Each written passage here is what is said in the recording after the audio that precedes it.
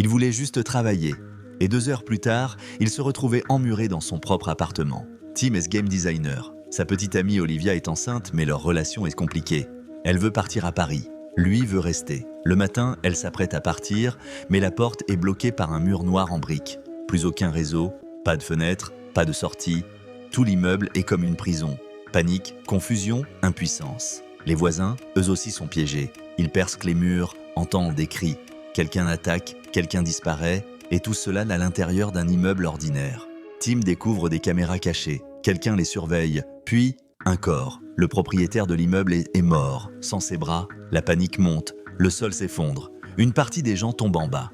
Ils trouvent un type étrange, Yuri. Il affirme que tout cela est une protection contre une catastrophe mondiale, que dehors, il y a une contamination, et que les murs sont un salut. Mais la vérité s'avère encore plus effrayante. Yuri tue Léa, la seule qui avait presque trouvé la sortie.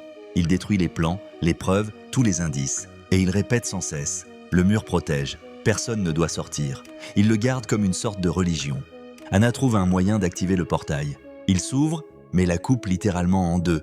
En un instant, Yuri rit et Marvin craque. Il le tue, puis se donne la mort. Il ne reste que Tim et Olivia. Elle, avec la douleur de la perte, lui, avec le poids de la culpabilité.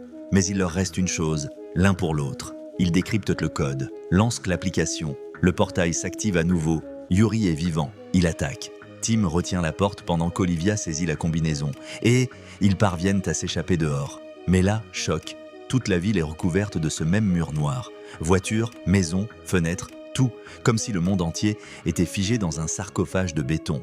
Un rare hélicoptère passe au-dessus du toit. Une voix à la radio retentit, inquiète mais ferme. Les survivants doivent rester ensemble.